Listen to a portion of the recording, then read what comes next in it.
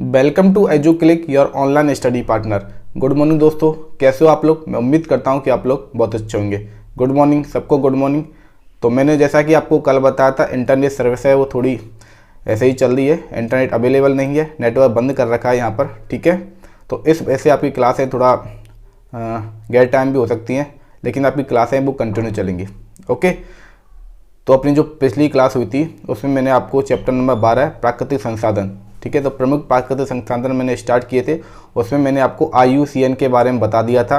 IUCN यानी कि international union for conservation of nature, ठीक है, जिसके द्वारा रेड डाटा बुक को पब्लिश किया जाता है। यानी कि ऐसी प्रजातियां हैं, ठीक है, जो बिल्कुल विलुप्त की कगार पर, यानी कि वो बिल्कुल मोस्टली ख़त्म होने वाली हैं।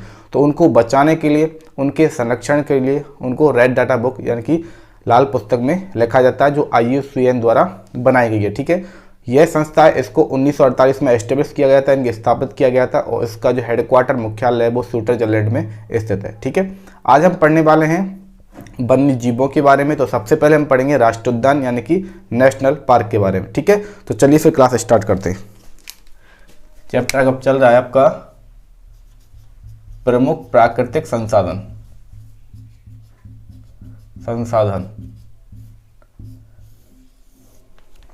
ठीक है, तो हम वन्य जीव संरक्षण को लेकर टॉपिक चालू किया है, ठीक है। तो इसमें आज हम पढ़ेंगे राष्ट्रीय पार्कों के बारे में, राष्ट्रीय उद्यान यानी कि नेशनल पार्क्स। ओके, देखिए राष्ट्रीय उद्यानों में किस प्रकार से वन्य जीवों का संरक्षण किया जाता है। तो राष्ट्रीय उद्यान होते कौन से? ऐसे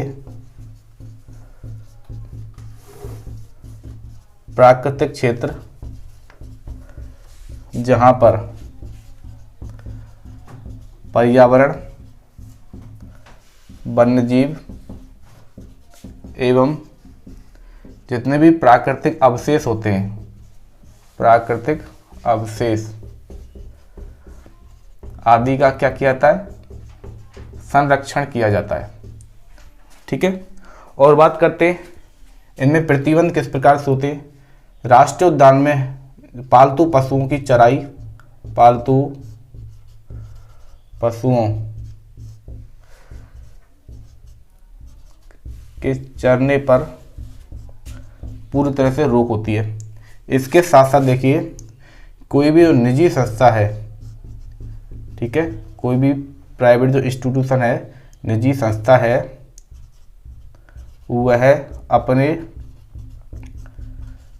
निजी कार्यों के लिए पूरी तरह से क्या है, कार्यों के लिए पूरी तरह से प्रतिबंधित है, बंधित है। और राष्ट्रीय उद्यान का कुछ भाग होता है, इनका कुछ भाग पर्यटन को बढ़ावा देने के लिए, पर्यटन यानी कि टूरिज्म, ठीक है, इसको बढ़ावा देने के लिए खोला जाता है। और राष्ट्रीय उद्यान का पूरी तरह से जो मैनेजमेंट किया जाता है, ठीक है, चाहे वो संरक्षण से लेकर हो, ठीक है, पूरी तरह से इसको जो मैनेज किया जाता है वो किया जाता है सेंट्रल गवर्नमेंट के द्वारा, यानी कि केंद्र सरकार के द्वारा। इस पर जो भी नीति लागू की जाती है, जो भी नीतियां बनाई जाती हैं, ठीक है, वो सब केंद्र सरकार के अंडर में होता है। तो मैंने आपको क्या बताया था राष्ट्रीय उद्यान के बारे में, कि ऐसे प्राकृतिक क्षेत्र जहां पर हम पर्यावरण के साथ साथ उस पर्यावरण में रहने वाले वन्य जीव और उस पर्यावरण में प्राकृतिक अवशेषों का क्या करेंगे, संरक्षण करेंगे। इन पर, यहाँ पर उगने वाले वनों पर पूरी तरह से कटाई पर होती है। पशुओं को यहाँ पर चरने के लिए हम नहीं छोड़ सकते, पूरी तरह से प्रतिबंध होता है। और कोई भी निजी संस्था है वो यहाँ पर अपने निजी कार्यों को नहीं कर सकती, ठीक है, तो उस पर भी पूरी तरह से प्रतिबंध होता है। ओके, और राष्ट्रीय उद्यान आते हैं वो केंद्र सरकार के अंडर में आते हैं, ये आपको याद रखना है, ठीक है। कुछ राष्ट्रीय उद्यान के नाम है जो आपको याद रखने, ठीक है, ये आपसे एग्जाम में पूछे जा सकते हैं। देखिए सबसे पहले यदि हम बात करें तो देखिए, यदि राजस्थान की हम बात करें, रणथंभौर राष्ट्रीय उद्यान, रणथंभौर राष्ट्रीय उद्यान, ठीक है, ये कहाँ स्थित है? राजस्थान, सवाई माधोपुर में स्थित है। और राजस्थान की और बात करें तो देखिए केवला देव राष्ट्रीय उद्यान, ठीक है, ये भी राजस्थान में है। और देखिए सरिस्का की बात करें, राष्ट्रीय उद्यान, ये भी राजस्थान में स्थित है। राजस्थान से यदि बात की जाए बाहर की, ठीक है, तो देखिए गिर राष्ट्रीय उद्यान, गिर से आपको याद रखना है राष्ट्रीय उद्यान, यह है गुजरात में स्थित है, ठीक है। और बात करें जैसे ये सतपुड़ा राष्ट्रीय उद्यान की बात करें, सतपुड़ा राष्ट्रीय उद्यान की यदि बात की जाए तो यह मध्य प्रदेश में स्थित है, मध्य प्रदेश में। छठवां, ठीक है, यदि ग्रेट हिमालय, देखिए ग्रेट हिमालय यदि राष्ट्रीय उद्यान की बात की जाए तो यह स्थित है हिमाचल प्रदेश में, हिमाचल प्रदेश में स्थित है। और बात की जाए यदि बांदीपुर राष्ट्रीय उद्यान की बात की जाए, बांदीपुर राष्ट्रीय उद्यान, तो यह कर्नाटक में स्थित है, ठीक है। कहाँ पर स्थित है? यह कर्नाटक में स्थित है। और बात करें यदि हम और राष्ट्रीय उद्यान है जैसे जिम कॉर्बेट राष्ट्रीय उद्यान की बात की जाए, जिम कॉर्बेट, जिम कॉर्बेट राष्ट्रीय उद्यान, यह उत्तराखंड, यह उत्तराखंड में स्थित है, जिसका पुराना नाम था उत्तरांचल, उत्तरांचल, ठीक है, उत्तरांचल को कहा जाता है उत्तराखंड। और बात की जाए असम की बात करें तो असम में है काजीरंगा, काजीरंगा राष्ट्रीय उद्यान, यह स्थित है असम में, ठीक है। तो इस प्रकार से ये आपको कुछ राष्ट्रीय उद्यान दे रखे हैं, नेशनल पार्क दे रखे हैं, इनके आपको नाम याद रखना है कि कौन से स्थान पर ये हैं, नाम याद रखना है। और ये भी याद रखना है कि कौन सा राष्ट्रीय उद्यान है, कौन से स्टेट या कौन से राज्य में स्थित है, ठीक है। तो ये टॉपिक हो जाता है राष्ट्रीय उद्यान के बारे में, ओके। अब इसके बाद हम बात करते हैं वन्य जीव अभ्यारण्य के बारे में, ठीक है, कि वन्य जीव अभ्यारण्य क्या होते हैं। तो एक बार ये रफ कर देता हूँ, उसके बाद आगे पढ़ते हैं, ओके। देखिए अब अपना नेक्स्ट टॉपिक है वन्य जीव अभ्यारण्य, वन्य जीव अभ्यारण्य। वन्य जीव अभ्यारण्य को कहा जाता है सेंचुरी, सेंचुरी। अब देखिए कि वन्य जीव अभ्यारण्य क्या होते हैं। वन्य जीव अभ्यारण्य ऐसे क्षेत्र होते हैं, ऐसे क्षेत्र जहां पर पूर्ण रूप से यानी कि पूरी तरह से वन्य जीव होते हैं, पूरी तरह से वन्य जीवों के शिकार एवं आखेट पर क्या होता है? प्रतिबंध होता है। वन्य जीवों के शिकार एवं आखेट पर पूरी तरह से क्या होता है? प्रतिबंध होता है। इसके साथ साथ जो जैसे कोई भी निजी संस्था होती हैं, कोई भी निजी संस्था होती हैं, वह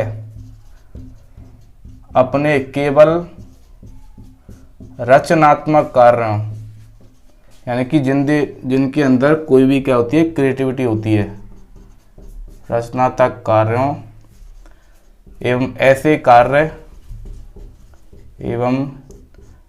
कार्य जिनसे वन्य जीवों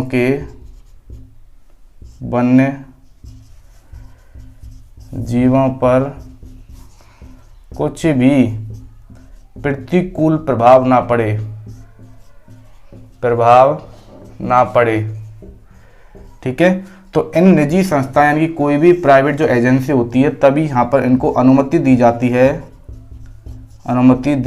है। इनको केवल ऐसे कार्य करने की अनुमति तभी दी जाती है जब उनके कार्य कैसे हों? रचनात्मक कार्य हों, यानी कि इनके अंदर कोई भी क्रिएटिविटी हो सकती है, चाहे वो एडवेंचर को लेकर हो सकती है, ठीक है। और इसके अलावा ऐसे कार्य जिनसे वन्य जीवों के माहौल पर, ठीक है, वन्य जीवों पर कोई भी प्रतिकूल प्रभाव ना पड़े, यानी कि वो डिस्टर्ब ना हो, ओके। तो ऐसे कार्यों के समय ही केवल निजी संस्थाओं को क्या दी जाती है, अनुमति दी जाती है। तो ये हो जाते हैं वन्यजीव अभ्यारण्य।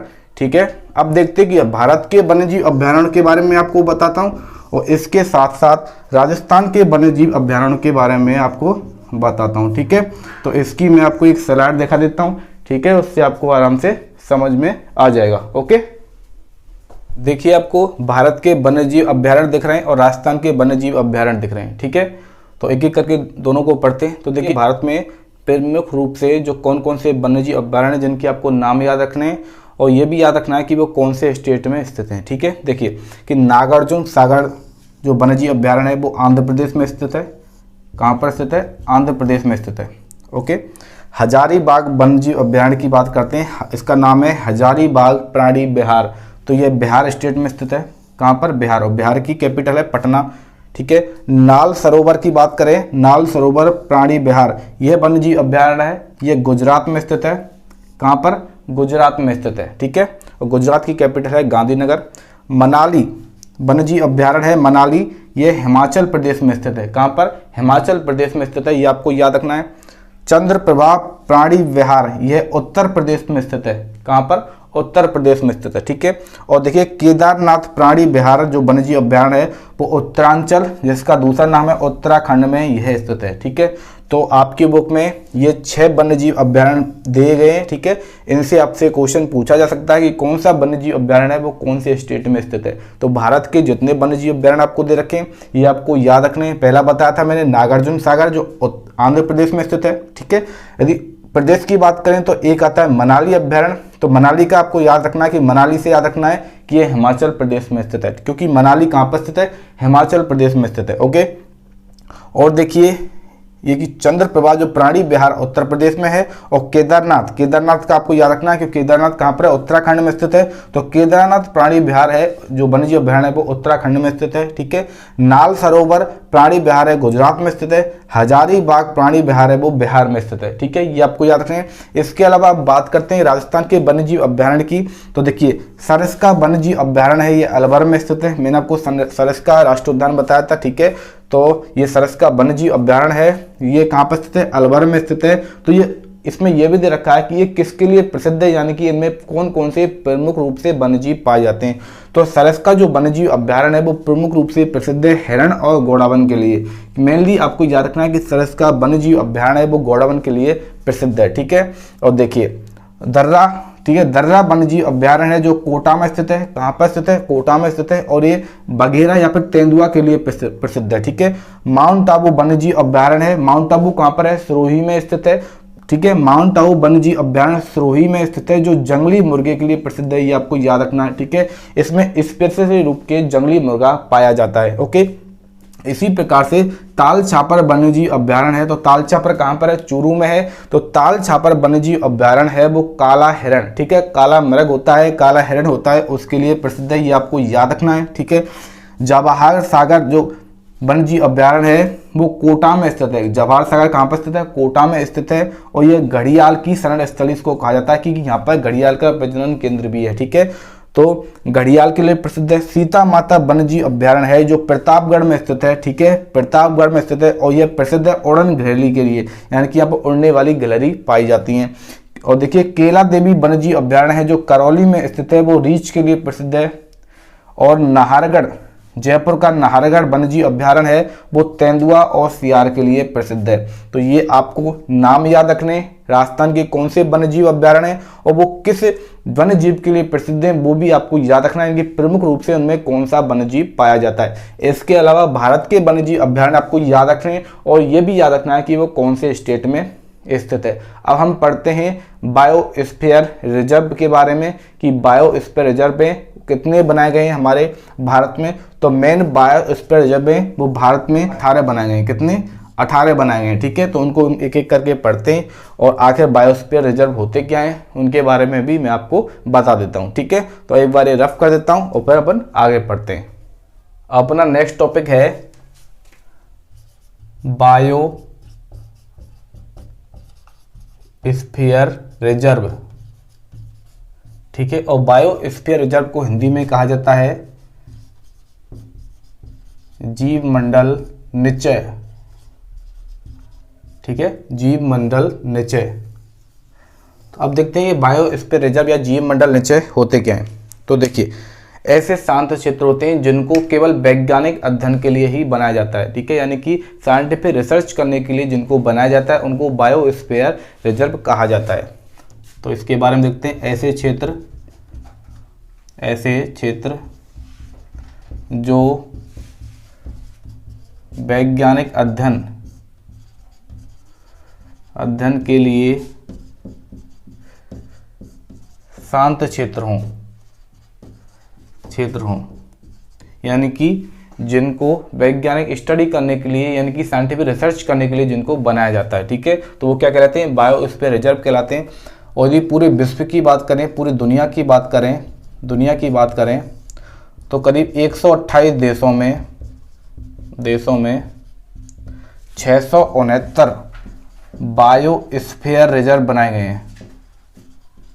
बायोस्फीयर रिजर्व में कितने, 669, ठीक है। और भारत में बात की जाए तो भारत में 18 ऐसे क्षेत्र हैं, कितने, 18 ऐसे क्षेत्र हैं जिनको बायोस्फीयर रिजर्व के रूप में बनाया गया है, ठीक है। अब देखते हैं कौन कौन से, जो प्रमुख रूप से आपकी बुक में दे रखे हैं उन्हीं के नाम आपको याद रखने हैं। तो देखते हैं कौन कौन से। देखिए, सबसे पहला है, यदि बात करें हम अंडमान और निकोबार की बात करें, अंडमान निकोबार द्वीप समूह की बात की जाए तो इसमें जो ग्रेट निकोबार इसको बायोस्फीयर रिजर्व के रूप में बनाया गया है, ओके। दूसरे नंबर पर यदि बात की जाए, यदि हम बात करें असम में यदि बात की जाए तो देखिए काजीरंगा और मानस, ठीक है, काजीरंगा और मानस वाले क्षेत्र हैं, ठीक है, ये जो वन्य अभ्यारण्य वाले क्षेत्र हैं उनको बायोस्फीयर रिजर्व में शामिल किया गया है। चलिए, पश्चिम बंगाल की यदि हम बात करें, पश्चिम बंगाल की, तो सुंदरवन जो डेल्टा वाला क्षेत्र है, सुंदरवन वाला वो बायोस्फीयर रिजर्व के अंदर आता है। और देखिए चौथा, यदि हम बात करें कर्नाटक की बात करें और केरल की बात करें तो नीलगिरी वाला जो क्षेत्र है, नीलगिरी, ठीक है, इसको बायोस्फीयर रिजर्व बनाया गया है। और आपको ये भी याद रखना है कि नीलगिरी जो बायोस्फीयर रिजर्व है यह भारत का प्रथम जीव मंडल निचय है, यानी कि भारत का क्या है, फर्स्ट बायोस्फीयर रिजर्व है, ठीक है, बायोस्फीयर रिजर्व है। कौन, ये नीलगिरी वाला है और इसको बनाया गया था सन 1986 में। सन 1986 में इसको बनाया गया था, सन 1986 में बनाया गया। भारत का प्रथम बायोस्फीयर रिजर्व क्षेत्र कौन सा है, नीलगिरी है। ये आपको याद रखना है कौन सा है, नीलगिरी है। ये कर्नाटक और केरल इन दोनों के अंदर आता है, ठीक है। पांचवा, और बात करें यदि हम उत्तर प्रदेश की बात करें तो इसमें देखिए नंदा देवी वाला जो क्षेत्र है, ठीक है, नंदा देवी वाला जो क्षेत्र है वो किसके अंदर आता है, उत्तर प्रदेश में आता है और इसको बायोस्फीयर रिजर्व घोषित किया गया है। छठवीं यदि हम बात करें मध्य प्रदेश की बात करें, मध्य प्रदेश की, तो कान्हा राष्ट्रीय उद्यान वाला जो क्षेत्र है, कान्हा, वो बायोस्फीयर रिजर्व के अंदर आता है। और यदि हम राजस्थान की बात करें तो राजस्थान के अंदर जो थारका रेगिस्तान है या थारका मरुस्थल है, मरुस्थल या रेगिस्तान, ठीक है, तो वो बायोस्फीयर रिजर्व के अंदर आता है। तो ये आपको प्रमुख रूप से ये 7 दे रखे हैं, ये आपको याद रखने हैं कि कौन से स्टेट में कौन सा बायोस्फीयर रिजर्व है, ठीक है। बायोस्फीयर रिजर्व के बारे में मैंने आपको बताया कि वैज्ञानिक अध्ययन के लिए जो शांत क्षेत्र घोषित किए जाते हैं उनको बायोस्फीयर रिजर्व या हिंदी में जीव मंडल निचय उनको कहा जाता है, ठीक है। भारत में प्रथम बायोस्फीयर रिजर्व है 1986 में बनाया गया था। कौन सा बनाया गया था, नीलगिरी वाला क्षेत्र बनाया गया था, जो किसके अंदर आता है, कर्नाटक और केरल के अंदर आता है, ये आपको याद रखना है।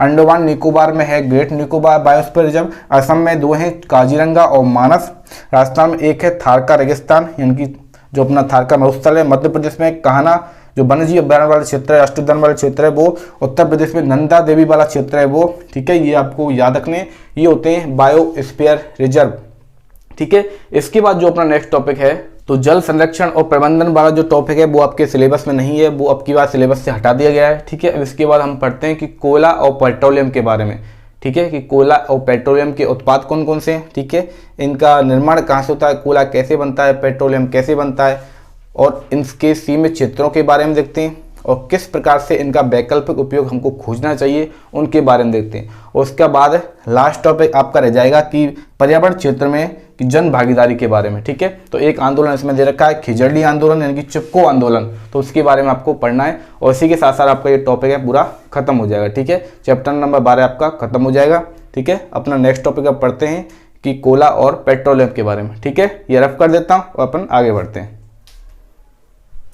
अब देखिए अपना नेक्स्ट टॉपिक है कोयला एवं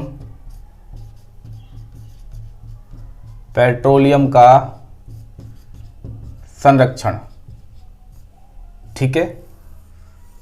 तो सबसे पहले हम पढ़ते हैं कोयला के बारे में। कोयला के बारे में तो देखिए कोयला क्या है, प्रमुख ईंधन स्रोत है हमारे लिए, ठीक है। ये कैसा होता है, ठोस ईंधन के रूप में पाया जाता है, ठोस ईंधन के रूप में पाया जाता है, और यह प्रमुख ईंधन स्रोत है, ईंधन स्रोत है जो प्रकृति में हमको ईंधन के स्रोत उपलब्ध है, उनमें से प्रमुख ईंधन स्रोत है कोयला। और यदि कोयले की बात की जाए तो देखिए कोयले यदि विश्व में बात करें, कुल जितनी भी ऊर्जा है उसका करीब 35 से 40% भाग जो ऊर्जा प्राप्त होती है वो हमें किससे प्राप्त होती है, वो कोयले से प्राप्त होती है। किससे प्राप्त होती है, कोयले से ऊर्जा हमें प्राप्त होती है, ठीक है। ये बात आपको याद रखनी है। इसके अलावा अब देखते हैं कि आखिर इस कोयले का निर्माण कैसे हुआ। निर्माण देखिए तो देखिए लगभग 30 करोड़ साल पहले की बात है, 30 करोड़ साल पहले की बात है, जब हमारी पृथ्वी पर बहुत सारे क्या थे, बहुत सारे वनस्पति थी, बहुत सारे क्या थे, पेड़ पौधे थे, ठीक है।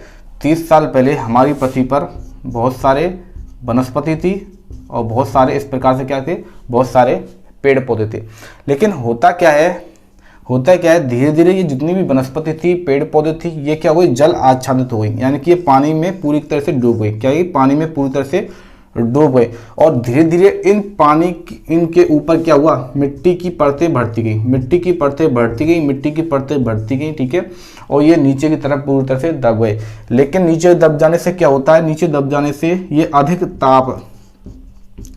ताप एवं दाब के कारण है, किसके, भूमि की परतों के अधिक ताप एवं दाब के कारण ये जो वनस्पति और पेड़ पौधे थे ये किसके रूप में तब्दील हो गए, ये कोयले के रूप में तब्दील हो गए। यानी कि इनसे क्या बना, कोयला बना। और कोयले में प्रमुख जो कंटेंट होता है, इसका जो प्रमुख घटक होता है, वो क्या होता है, कार्बन होता है। और कार्बन के साथ साथ और क्या पाया जाता है, कार्बन के साथ साथ हाइड्रोजन भी पाया जाता है, ठीक है। ऑक्सीजन भी इसमें पाया जाता है, और क्या पाया जाता है, नाइट्रोजन भी इसमें पाया जाता है, नाइट्रोजन, ठीक है। इसके साथ साथ गंधक यानी कि सल्फर भी इसमें पाया जाता है, सल्फर। इसके साथ फास्फोरस भी इसमें पाया जाता है, फास्फोरस, ठीक है। तो प्रमुख रूप से कोयला में कार्बन पाया जाता है, सेकंड नंबर पर हाइड्रोजन पाया जाता है, ठीक है। तो कार्बन और हाइड्रोजन और कुछ इस प्रकार के यौगिक भी पाए जाते हैं, जैसे ऑक्सीजन, नाइट्रोजन, गंधक यानी कि सल्फर और फास्फोरस भी पाया जाता है, और कुछ और अकार्बनिक यौगिक होते हैं। अब कोयले की बात करें तो देखिए कोयले भी होता है, वो 4 प्रकार का होता है। कोयला होता है 4 प्रकार का होता है। कौन कौन सा देखा, पहला होता है अच्छी किस्म का कोयला होता है जिसको कहा जाता है एंथ्रेसाइट प्रकार का कोयला। दूसरा कोयला होता है, इसको कहा जाता है बिटुमिनस प्रकार का। तीसरा कोयला होता है, उसको कहा जाता है लिग्नाइट कोयला। और चौथा कोला होता है जो सबसे घटिया क्वालिटी का कोला होता है, उसको कहा जाता है पीट कोला कहा जाता है। अब देखते हैं इनमें की कार्बन परसेंटेज की मात्रा कितनी होती है। तो मैंने आपको बताया कि सबसे बेहतरीन कोला होता है एंथ्रेसाइट, यानी कि इनसे हमें ऊर्जा ज़्यादा मिलनी चाहिए, ठीक है। यानी कि एंथ्रेसाइट ऐसा कोला होता है जिसको जलाने पर हमको ज़्यादा से ज़्यादा क्या मिलती है, ऊर्जा मिलती है। ज़्यादा से ज़्यादा क्या मिलती है, हमको ऊर्जा मिलती है। तो एंथ्रेसाइट में यदि कार्बन परसेंटेज की बात करें तो सबसे ज़्यादा कार्बन परसेंटेज पाया जाता है। कितना पाया जाता है, इसमें करीब 96 से 98% कार्बन इसमें पाया जाता है। 96 से 98% कार्बन इसमें पाया जाता है एंथ्रेसाइट में। बिटुमिनस कोला होता है वो एंथ्रेसाइट से थोड़ा सा घटिया किस्म का होता है, जिसमें कार्बन परसेंटेज की मात्रा होती है 78 से 46% कार्बन इसमें पाया जाता है, ठीक है। सबसे जिसमें ज़्यादा कार्बन होगा, ठीक है, वो अच्छा जलेगा, कम धुआं देगा, कम राख देगा और ये अच्छा कोला साबित होगा, ठीक है। तो इसी कारण एंथ्रेसाइट होता है, इसमें से 96 से 98% कार्बन पाया जाता है। बिटुमिनस में 78 से 86% कार्बन पाया जाता है। लिग्नाइट की बात करें तो ये लिग्नाइट में करीब 28 से 30% कार्बन पाया जाता है। और सबसे घटिया किस्म का कोला होता है पीट कोला, जिसमें केवल 27% कार्बन पाया जाता है। कितना कार्बन पाया जाता है, 27% ही कार्बन पाया जाता है। तो इसमें कार्बन ज़्यादा कम होगा, ठीक है, पीट में ज़्यादा कार्बन कम होगा तो इसका मतलब राख ज़्यादा बनेगी और इसके साथ साथ इसकी हमको ऊर्जा भी कम मिलेगी, ज़्यादा धुएं के साथ जलेगा। तो सबसे बेस्ट किस्म का कोला होता है एंथ्रेसाइट, दूसरा होता है बिटुमिनस, तीसरा प्रकार होता है लिग्नाइट और चौथा सबसे घटिया किस्म का कोला होता है पीट कोला होता है, ठीक है। और हम बात करते हैं, ठीक है, यदि हम कोला को 1000 से लेकर 1400 डिग्री सेंटीग्रेड, यदि कोला को 1000 से लेकर 1400 डिग्री सेंटीग्रेड तक क्या किया जाए, गर्म किया जाए। गर्म करें किसकी उपस्थिति में, बिना ऑक्सीजन की उपस्थिति में, ठीक है। यानी कि ऑक्सीजन की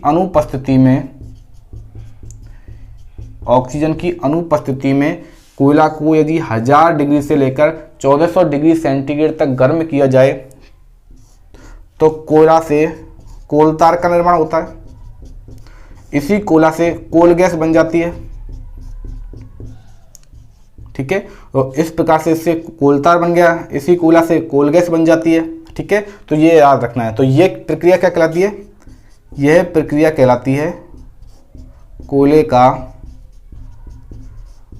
का भंजक आसवन, कोयले का भंजक आसवन कहलाती है, ठीक है। अब देखते हैं कि भारत में इसके क्षेत्र कहाँ पर हैं। तो देखिए कोयला पाया जाता है प्रमुख रूप से झारखंड में, ठीक है। इसके साथ उड़ीसा में पाया जाता है, आंध्र प्रदेश में कोयला पाया जाता है, ठीक है। और हम बात करें मध्य प्रदेश में कोयला पाया जाता है। और देखिए पश्चिमी बंगाल में भी कोयला पाया जाता है। तो प्रमुख रूप से भारत में कोयले के जो भंडार हैं वो झारखंड, उड़ीसा, आंध्र प्रदेश, मध्य प्रदेश और पश्चिम बंगाल में कोयला पाया जाता है, ठीक है। 4 प्रकार का कोयला का नाम मैंने आपको बताया। एंथ्रेसाइट जो सबसे बेहतरीन कोयला होता है, बिटुमिनस, लिग्नाइट और पीट सबसे घटिया किस्म का कोयला होता है पीट, ये आपको याद रखना है। कोयले का प्रमुख कंटेंट होता है कार्बन होता है, इसके साथ में इसमें हाइड्रोजन, ऑक्सीजन, नाइट्रोजन, सल्फर और फास्फोरस भी पाए जाते हैं। कोयला बनता कैसा है, जब वनस्पतियां थी वो करीब 30 करोड़ साल पहले, ठीक है, वो पानी के अंदर समा गई और पड़ते दर पड़ते जब मिट्टी आती गई और भूमि की, ठीक है, लेयर बनती गई, परतें बनती गई, तो इस भूमि के परतों के दबाव और अधिक ताप के कारण, ठीक है, अधिक दाब और ताप के कारण कोयले का रूपांतरण हो गया किसके में, मतलब वनस्पतियों से कोयला बन गया, ठीक है, पेड़ पौधों से कोयला बन गया, ठीक है, जीवाश्म से क्या बन गया, कोयला बन गया। तो इसको जीवाश्म कोयला भी कहा जाता है, ओके। और इसी प्रकार से जो पेट्रोलियम होता है वो भी इसी रूप में बनता है, यानी कि पेट्रोलियम भी ऐसे ही जीवाश्म अवशेष होता है, वो भी भूमि के अंदर पाया जाता है। और वो भी कैसे बना, वो भी सेम कोयले के प्रकार से ही बनता है, लेकिन पेट्रोलियम कैसा होता है, वो गाढ़ा होता है, ठीक है। और इसको हम कच्चा तेल भी कहते हैं, गाढ़ा और काले रंग का होता है, ठीक है, काले रंग का होता है। इसके बारे में हम पढ़ते हैं, तो एक बार ये रैप कर देता हूं, उसके बाद हम पढ़ते हैं पेट्रोलियम के बारे में, ओके। अब देखिए नेक्स्ट टॉपिक है पेट्रोलियम, ओके। तो ये पेट्रोलियम के बारे में बात करते हैं कि यह भी क्या होता है, जीवाश्म ईंधन होता है।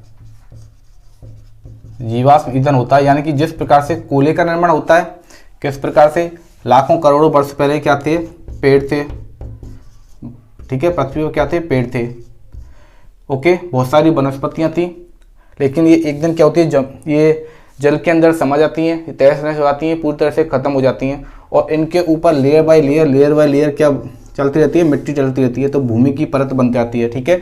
और धीरे धीरे जब इन भूमि की परतों के अधिक दाब, ठीक है, और ताप के कारण बनता है जीवाश्म ईंधन। जीवाश्म ईंधन बनता है जिसका एक प्रकार है पेट्रोलियम। क्या प्रकार है, पेट्रोलियम, ठीक है। तो पेट्रोलियम कैसा होता है, देखिए, यह काला द्रव होता है, काला गाढ़ा द्रव है, काला होता है, गाढ़ा द्रव होता है। इसको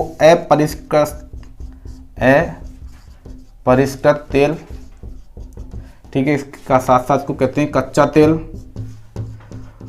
ठीक है, और इसको कहा जाता है चट्टानों का तेल भी इसको कहा जाता है, इसको चट्टानों का तेल भी कहा जाता है। ये आपको नाम याद रखने हैं कि पेट्रोलियम के नाम क्या है, अपरिष्कृत तेल, कच्चा तेल, और चट्टानों का तेल भी इसको कहा जाता है। किसकी बात कर रहे हैं, पेट्रोलियम की बात कर रहे हैं, ठीक है। तो ये क्या है, एक जीवाश्म ईंधन है, ओके। और इस पेट्रोलियम के प्रभाजी आसवन से यानी कि इसको गर्म करें अलग अलग टेम्परेचर पर, तो इससे हम बहुत सारे प्रोडक्ट बना सकते हैं। जैसे कि देखिए, पेट्रोल बनते हैं, पेट्रोल का निर्माण इसी पेट्रोलियम से होता है, ठीक है। डीजल का निर्माण होता है, नेचुरल गैसें होती हैं, ठीक है, प्राकृतिक गैसें होती हैं, चाहे वो सीएनजी हो तो वो भी इसी से बनता है, एलपीजी भी यहीं से बनती है, प्राकृतिक गैसें। स्नेहक यानी कि लुब्रिकेंट इसी से बनता है, ठीक है। और इसके साथ साथ वैसलीन का निर्माण भी इसी पेट्रोलियम से होता है, ये आपको याद रखने, ठीक है। तो पेट्रोलियम के प्रभाजी आसम से बहुत सारे प्रोडक्ट बनते हैं। अब बात करते हैं इनके संरक्षण की आवश्यकता क्यों पड़ती है। तो देखिए, कोयला है और चाहे वो पेट्रोलियम हो, ये नॉन रिन्यूएबल सोर्स हैं, यानी कि कैसे हैं, ये अनवीनीकरण क्या है, संसाधन है, यानी कि कैसे हैं, इंग्लिश में बात करें तो नॉन रिन्यूएबल रिसोर्स है, ठीक है, रिसोर्स है, यानी कि ये सीमित मात्रा में उपलब्ध हैं पृथ्वी पर। कैसे हैं, सीमित मात्रा में उपलब्ध हैं, यानी कि ये बने कैसे, इनका निर्माण तो हुआ है करीब करोड़ों सालों में,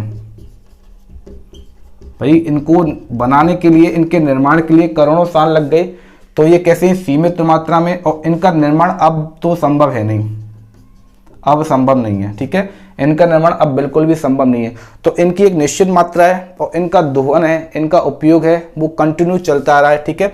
तो एक दिन क्या होंगे, क्योंकि जब इनकी एक लिमिटेड मात्रा है और इसी प्रकार का उनका उपयोग चलता रहेगा, तो ये क्या हो जाएंगे, खत्म हो जाएंगे। और अभी हम सब इसके ऊपर ही डिपेंडेंट हैं, तो इनको बचा के रखना हमारे लिए काफ़ी इम्पोर्टेंट हो जाता है। इसलिए हम सोचते हैं इसी का इनका संरक्षण की आवश्यकता पड़ती है कि भाई इनको बचाना जाए, जितने बच रहे हैं उनका जो बच रहे हैं उनमें से हमको उपयोग तो करना है, लेकिन बहुत कम मात्रा में उपयोग करना है। इसके अलावा इनके हमको विकल्प खोजने चाहिए, ठीक है। जैसे देखिए डीजल है, अब डीजल किससे बनता है, इसी पेट्रोलियम से बनता है। तो डीजल का उपयोग किन में होता है, वाहनों में होता है, मतलब जहाँ पर भी इंजन उपयोग में होगा वहाँ पर डीजल इस्तेमाल किया जाएगा, ठीक है। डीजल इंजनों में डीजल का इस्तेमाल किया जाता है। तो इस डीजल के अल्टरनेट देखा जाए, इसके यूटिलाइजेशन में एक दूसरा ईंधन आता है जिसका नाम है बायोडीजल, ठीक है। अब इस बायोडीजल के फायदे क्या हैं, पहली बात तो यह है जैव निम्नीकरण होता है। जैव निम्नीकरण का मतलब होता है कि इसके उपयोग के बाद इसको पूरी तरह से मिट्टी में मिलाया जा सकता है, ठीक है। और इसके साथ साथ क्योंकि इसका क्या होता है, इसका अपघटन संभव है। और दूसरी बात करें तो यह पर्यावरण फ्रेंडली है, यानी इको फ्रेंडली इसे कह सकते हैं, यानी कि इससे पर्यावरण में प्रदूषण नहीं होता है, बायोडीजल की बात करें। और तीसरे इसके फायदे की बात करें कि इसके उपयोग के लिए हमको डीजल इंजन में कुछ भी बदलाव करने की जरूरत नहीं है, ठीक है, यानी कि डीजल ईंधन के रूप में इसका पूरी तरह से क्या है, विकल्प है, क्योंकि डीजल इंजन में बिल्कुल भी बदलाव करने की जरूरत नहीं है। उसी डीजल इंजन में यदि बायोडीजल को डाला जाएगा तो वो पूरी तरह से कार्य करेगा। ठीक है, इसी कारण बायोडीजल की खेती के लिए जोर दिया जा रहा है। बायोडीजल क्या की जाती है, खेती की जाती है।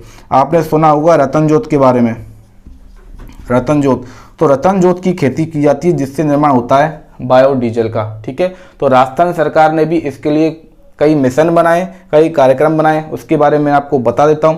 तो देखिए, व्यावसायिक खेती को प्रोत्साहित करने के लिए एक तो बायोफ्यूल मिशन बनाया गया था और दूसरा बनाया गया था बायोफ्यूल अथॉरिटी का गठन किया गया था, क्योंकि ये काफ़ी अच्छी बात है, क्योंकि दूसरे जीवाश्म ईंधन की हमको तलाश है और उसका एक विकल्प हो सकता है बायोडीजल, जिसके लिए क्या होगा, जिसके लिए हमको कोयला और पेट्रोलियम की जो खपत होगी, ठीक है, वो काफ़ी कम हो जाएगी और इसको बनाना संभव है क्योंकि इसका निर्माण हम लोग के द्वारा ही किया गया है, जबकि कोयला और पेट्रोलियम का निर्माण हमने नहीं किया, ये हमें प्राकृतिक रूप से मिले। ठीक है, तो ये हो जाता है कोयला और पेट्रोलियम के संरक्षण। और इसमें एक टॉपिक और आता है जिसका नाम है सस्टेनेबल डेवलपमेंट, जिसको हिंदी में कहा जाता है सतत पोषणीय विकास। ठीक है, सतत पोषणीय विकास यानी कि सस्टेनेबल डेवलपमेंट।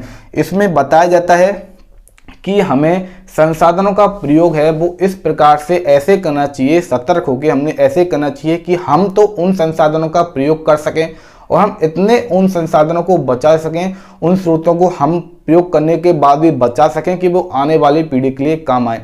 तो ऐसे विकल्प हमको खोजने चाहिए, ऐसी तकनीक को इस्तेमाल हमको करना चाहिए जो आती है सस्टेनेबल डेवलपमेंट के अंदर, यानी कि हम भी उनका यूज करें लेकिन इस तरह से यूज करें कि वे आने वाली पीढ़ियों के लिए भी बने रहें, ना कि वो खत्म हो जाएं। ठीक है, तो इसी को कहा जाता है सस्टेनेबल डेवलपमेंट। अब इसके बाद एक इसमें नेक्स्ट टॉपिक आता है कि प्राकृतिक संसाधनों के संरक्षण में जन भागीदारी।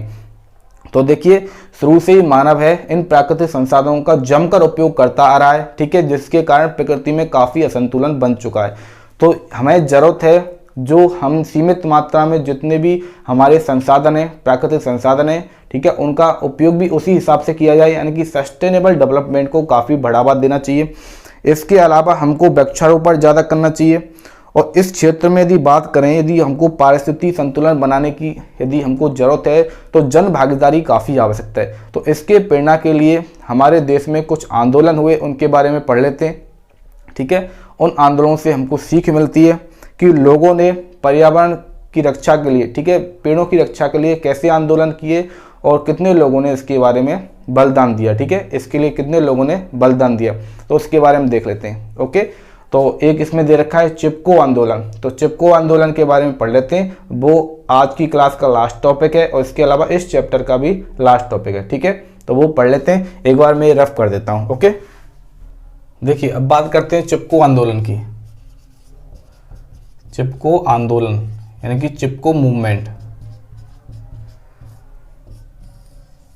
देखिए, चिपको आंदोलन के उद्देश्य की बात की जाए, प्रमुख रूप से चिपको आंदोलन के उद्देश्य की बात की जाए, उद्देश्य की बात की जाए तो इसका प्रमुख उद्देश्य था, ठीक है, और आज भी है, कि वृक्षों की कटाई को रोकना, कटाई को रोकना। ठीक है, इसका चिपको आंदोलन का प्रमुख उद्देश्य था कि वृक्षों की कटाई को रोकना और आज भी यही उद्देश्य है कि वृक्षों की कटाई को रोकना। चिपको आंदोलन के लिए प्रमुख जो जाति है वो है बिश्नोई जाति, बिश्नोई जाति। ठीक है, बिश्नोई जाति के लोगों के द्वारा ही चिपको आंदोलन चलाया गया था। ठीक है, और ये कटिबद्ध है, आज भी ये समर्पित हैं पूरी तरह से पर्यावरण की रक्षा के लिए। ओके, अब बात करते हैं ये चिपको आंदोलन की शुरुआत कहाँ हुई थी। तो बात करते हैं, देखिए राजस्थान की बात है, राजस्थान के जोधपुर जिले की बात है, जोधपुर जिले। ठीक है, एक गांव था जिसका नाम था खेजड़ली, खेजड़ली एक गांव था। ठीक है, खेजड़ली एक गांव था। तो देखिए 1730 की बात है, 1730 सन की बात है, 1730 की बात है। जोधपुर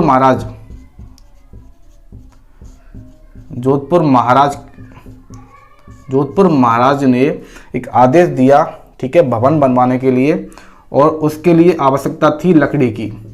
किसकी आवश्यकता थी? लकड़ी की आवश्यकता थी। तो जो जोधपुर महाराज के जो सैनिक थे और सेवक थे वो कहाँ पहुंच जाते हैं, वो पहुंच जाते हैं इस खेजड़ली गांव में। इस खेजड़ली गांव का नाम ही खेजड़ी वृक्ष के ऊपर पड़ा था, क्योंकि खेजड़ली गांव में खेजड़ी के वृक्ष थे बहुत सारे। खेजड़ी किसके वृक्ष थे? खेजड़ी के वृक्ष थे। खेजड़ी के वृक्ष थे इस खेजड़ली गांव में। तो इसी खेजड़ली के वृक्ष होने के कारण इसका नाम क्या पड़ा? खेजड़ली पड़ा था। ठीक है। और खेजड़ी की बात करें तो खेजड़ी का यदि वैज्ञानिक नाम आपसे पूछा जाए तो आपको याद रखना है प्रोसोपिस सिनेरेरिया, ये आपको याद रखना है खेजड़ली का। ठीक है। खेजड़ी का जो वृक्ष होता है, खेजड़ी का वृक्ष, इसका वैज्ञानिक नाम होता है प्रोसोपिस सिनेरेरिया, ये आपको याद रखना है। तो सन 1730 में जोधपुर महाराज ने अपने सेवकों को ये आदेश दिया कि भवन निर्माण के लिए लकड़ी इकट्ठी की जाए, और वो पहुंच जाते हैं खेजड़ली गांव में। और खेजड़ली गांव में बहुत सारे थे खेजड़ी के वृक्ष, तो इन्होंने वृक्षों को काटना स्टार्ट कर दिया था। ठीक है। तो खेजड़ी गांव की एक महिला थी जो थी बिश्नोई जाति की, बिश्नोई जाति की, जिसका नाम था अमृता देवी। ठीक है। अमृता देवी यहाँ पर आती हैं और जोधपुर महाराज के जो सेवक हैं जो क्या कर रहे थे, इन वृक्षों की कटाई कर रहे थे, उनसे बिल्कुल प्यार से विनम्रता पूर्वक ये बात कहती हैं कि भाई आप लोग इन पेड़ों को मत काटिए। ठीक है। आप लोग पेड़ों को मत काटिए, पेड़ हमारे लिए काफ़ी अहम है, इनको हमें नहीं काटना चाहिए। लेकिन जो ये सेवक होते हैं, राजा के सेवक होते हैं, वो अमृता देवी को डराते हैं और धमकाते हैं, लेकिन वो पेड़ काटना बंद नहीं करते।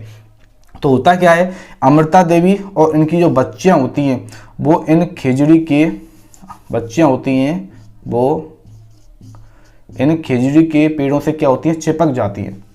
और लेकिन ये लोग रुकते नहीं हैं और इन पेड़ों के साथ साथ इन बच्चियों और अमृता देवी को भी ये काट डालते हैं। ठीक है। तो यह बात धीरे धीरे पूरे गांव में फैल जाती है और हर जगह यह बात फैल जाती है। तो लोग आते हैं और खेजड़ी के वृक्षों को बचाने के लिए आते हैं और पेड़ों से चिपक जाते हैं। लेकिन ये जो जोधपुर महाराज के सेवक होते हैं ये रुकते नहीं हैं और धड़ाधड़ पेड़ों के साथ साथ ये लोगों की हत्या भी करते जाते हैं, उनको भी काटते जाते हैं। इस प्रकार से टोटल 363 बिश्नोई जाति के लोग थे। 363 लोगों की क्या हो जाती है, मृत्यु हो जाती है। 363 लोगों की मृत्यु हो जाती है। किसके लिए? वृक्षों को बचाने के लिए, वृक्षों को बचाने के लिए, बचाने के लिए।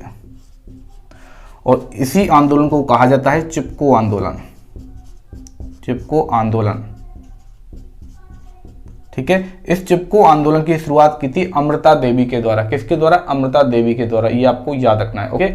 और इसी आंदोलन की प्रेरणा लेकर, यानी कि चिपको आंदोलन की प्रेरणा लेकर, की प्रेरणा से ही, प्रेरणा, चिपको आंदोलन प्रेरणा से ही उत्तराखंड में, उत्तराखंड की बात है, उत्तराखंड में 1973 में, सन 1973 में महिलाओं के द्वारा चिपको आंदोलन चलाया गया था। कौन सा आंदोलन चलाया गया था? चिपको आंदोलन चलाया गया था। ठीक है। क्यों चलाया गया था? कि उन्होंने पेड़ों को काटने से रोका था। ठीक है। और यह आंदोलन छोटा मोटा नहीं था, यह आंदोलन चला था करीब 8 वर्षों तक।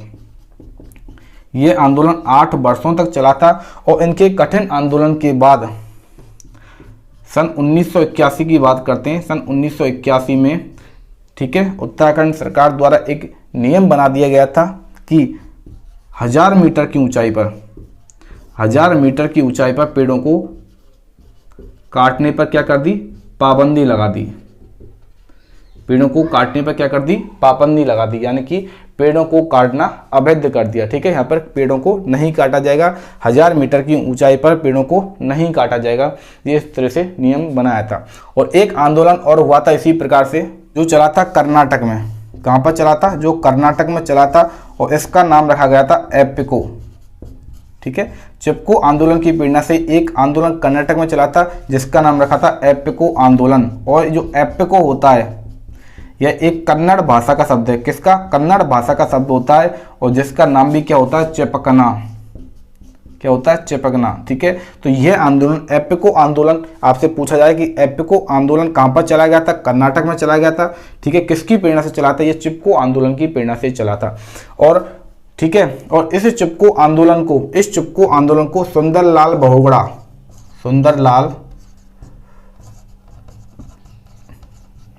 बहुगुणा के द्वारा आगे बढ़ाया गया। ये भी आपको नाम याद रखना है, सुंदरलाल बहुगुणा के द्वारा इस चिपको आंदोलन को आगे बढ़ाया गया। चिपको आंदोलन को आगे बढ़ाया गया, ये आपको याद रखना है। किसके द्वारा, सुंदरलाल बहुगुणा के द्वारा इस चिपको आंदोलन को आगे बढ़ाया गया। इसका वैज्ञानिक नाम मैंने आपको बता दिया है, खिचड़ी के वृक्षों के लिए आंदोलन चला गया था। तो खिचड़ी के वृक्ष का वैज्ञानिक नाम था प्रोसोपिस सिनेरेरिया, ये आपको याद रखना है। और इसका एक दूसरा नाम और है, इसको रेगिस्तान का कल्प वृक्ष भी कहा जाता है। ठीक है, चिपको आंदोलन में जिस खिचड़ी के वृक्ष का जिक्र किया गया, तो खिचड़ी के वृक्ष को रेगिस्तान का या फिर थार का कल्प वृक्ष माना जाता है।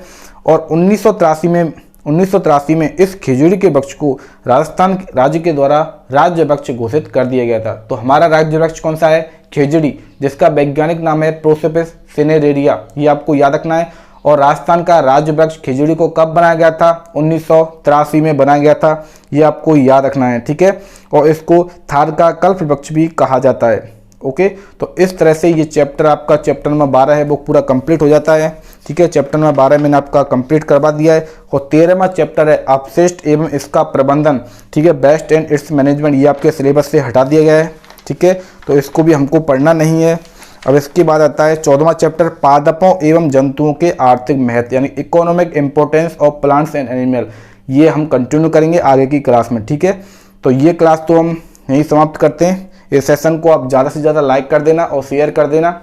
और जो लोग अभी हमारे चैनल के साथ जुड़े हैं वो चैनल को सब्सक्राइब करेंगे। ठीक है, इसके साथ साथ बेल आइकन दबाएंगे, जिससे आपको चैनल से रिलेटेड हर एक नोटिफिकेशन अपडेट आपको अवेलेबल हो सके। ठीक है, तो भाई इस वीडियो को ज़्यादा से ज़्यादा शेयर करना ताकि ये और लोगों तक भी पहुंच सके। ओके, तो मिलते हैं अपनी नेक्स्ट क्लास में। तब तक आप हंसते रहिए, मुस्कुराते रहिए और शानदार तरीके से अपने घर बैठकर पढ़ाई को जारी रखिए। मिलते हैं अपनी नेक्स्ट क्लास में।